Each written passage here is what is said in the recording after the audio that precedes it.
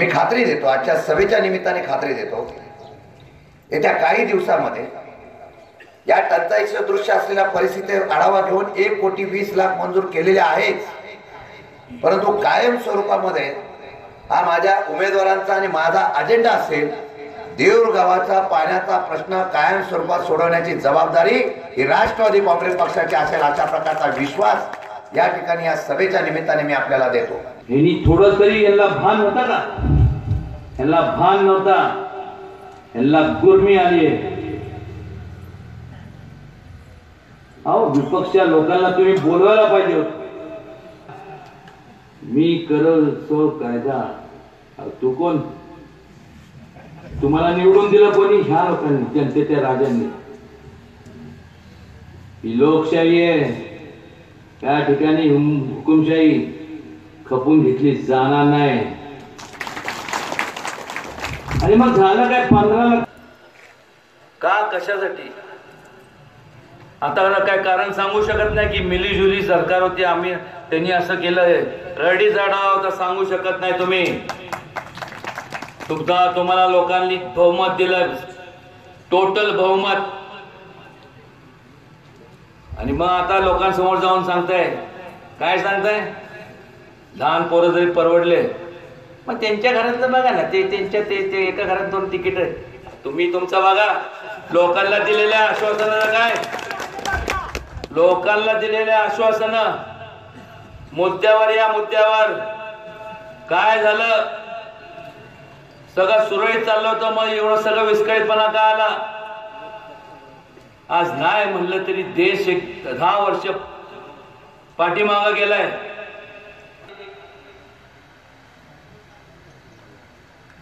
दिवाळखोरीच्या उंबरठ्यावर आहे.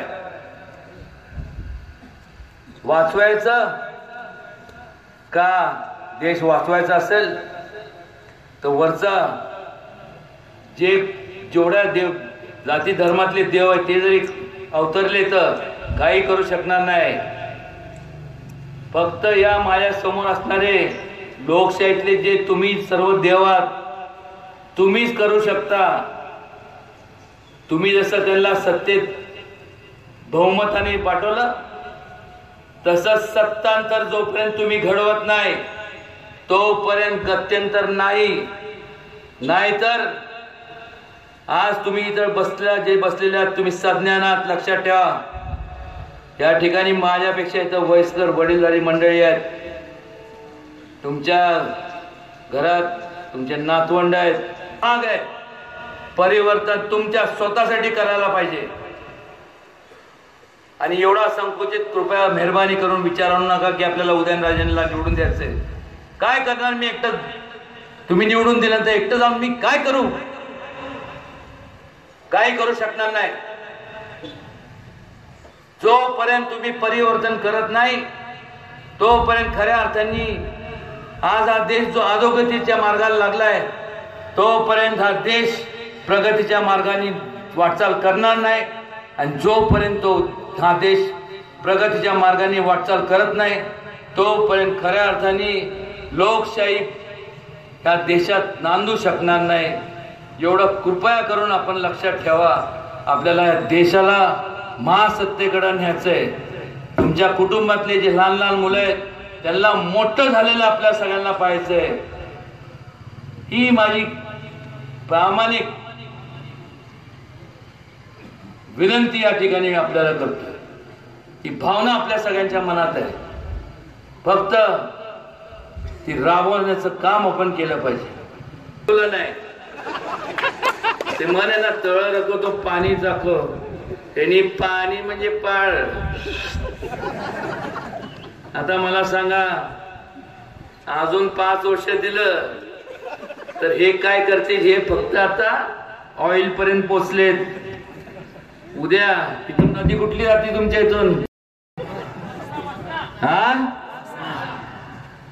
बसा, आता तुम्हाला चुन्याची एक कारखाना काढा इथं. कारण की आपला चांगला गोंडस नावाचा, आणि तुम्ही तिथं गेला नाही ते तरुणांना आहे तसं सेल्फी घ्यायची. तुम्ही घेऊन तरी बघा सेल्फी. तुमचं बिल भरायच्या ऐवजी त्याला पैसे द्यायला लागणार, काही तो म्हणणार माझा करार झालाय इथं, आता सेल्फी जरी काढायची म्हणली तरी तुम्हाला मला पैसे द्यायला लागणार, मी मालक झालो याचा, पाणी पाहिजे पैसे द्या, शेतीला पाहिजे पाणी एवढे पैसे द्या. आणि देशाची संपत्ती हे तुमचा देश आहे, तुमची पाणी तुमचं आहे, ऑइल तुमचं आहे, गॅस तुमचा आहे. बाहेर तेवढाच यांचा गॅस आहे, काय शशिकांत शिंदे तेवढाच गॅस यांचा आहे, तो आपल्याला नकोच आहे. उबट सगळा ठेवा तुमच्याकडेच, चांगला गॅस द्या मला आमचा मालकीचा.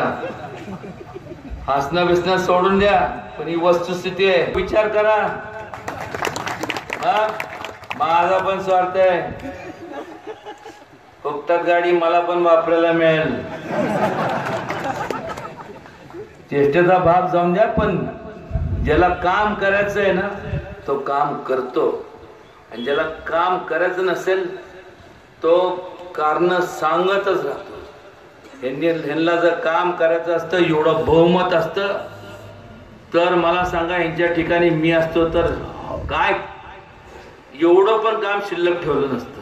पण कामच करायचं नाही. आणि यांचं काम का करायचं नव्हतं, कारण की मुलांनो, त्या मुलांना सगळे बेट्यांनो बेटा सगळे ऐकत होत्या, 2 करोड़ लोगों को हम नौजवानों को काम देंगे. ती मन की बात नव्हती, ती धन की बात होती. धन धन धन. आता यांचं धन हातात घ्या घन, आणि काढा यांचं बाहेर धन. जे ज्यांचा अधिकार त्याच्यावर अधिकार आहे तुमचा. खरोखर त्यांना त्यांची जागा दाखवा, आणि हा देशात पुन्हा एकदा लोकशाही कशी नांदल, लोकशाही पुन्हा अस्तित्वात आणा एवढं विनंती करतो. या ठिकाणी आवर्जून मला सांगावं वाटतं की माझे असं मित्रमंडळी आहेत, तर त्यावेळेस आपण ती जवळपास 1500 कोटी रुपये आपण पुणे मिरज डबलिंग म्हणजे डबल ट्रॅक वायडनिंगचं आपण हे मंजूर करून घेतलं. त्याचबरोबर ठिकठिकाणी आपण रेल्वे ओव्हरहेड ब्रिज मंजूर करून घेतलेले आहेत. आणि त्यापैकी आपल्या ह्या ठिकाणी सुद्धा देऊळ त्या ठिकाणी जी मागणी होती रेल्वे ओव्हरहेड ब्रिजची, त्याचं पूर्ण त्याची सुद्धा आपण ते मंजूर झालेलं आहे. त्याचं काम सुद्धा आता हे आचारसंहितेनंतर चालू होईल. पण या सगळ्या की पळतो याच्याकरता, कारण ही जी बाकीची जे लोक आहेत निकाल लागल्यानंतर ती पळून जायच्या अगोदर मी अगोदरच पळून आता बॉर्डर जाऊन थांबतो त्यांना अडवायला. तुम्ही पण तिथं पण पहिलं मतदान करून पळा, नाही तर तुम्ही म्हणाल तुम्हीच आम्हाला सांगितलं तिकडं म्हणजे झालं, माझा निकाल इथंच लागायचा, आम्हाला कायमस्वरूपी बॉर्डरवरतीच थांबावं लागायचं.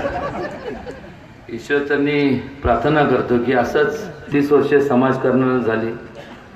आपण सर्वांनी मला आशीर्वाद दिले, साथ दिली. खरं शब्दात मी आभार मानू शकत नाही, पण एवढंच सांगतो मी व्यक्तिशः आपल्या सगळ्यांचा ऋणी आहे. केव्हाही कधी आपण मला हाक मारा, कालही तुमचा होतो, आजही आहे, उद्या सुद्धा त्यात बदल होणार नाही एवढी खात्री बाळगा. आणि ज्या धरती जेवढं प्रेम आपण माझ्यावर करताय तेवढंच 6 महिन्यानंतर माझी आता जशी निवडणूक आहे तेवढ्याच मताधिक्याने शशिकांत शिंदेंना सुद्धा पुढच्या या 5-6 महिन्यानंतर त्यांची निवडणूक असेल म्हणजे आहे, त्यावेळेस त्यांना सुद्धा आपल्याला बहुमताने निवडून द्यायचं आहे, एवढं आपण चंग या ठिकाणी बांधा, तरच खऱ्या अर्थाने खाली वर आणि खाली सत्ता एक असली की मग संपूर्ण फंड्स संपूर्ण केंद्रात आणि इथं तर ते त्यामुळं संपूर्ण अजून वेगाने प्रगती झालेली पाहायला मिळेल. पुन्हा एकदा आपल्या सगळ्यांचे मनपूर्वक आभार मानतो.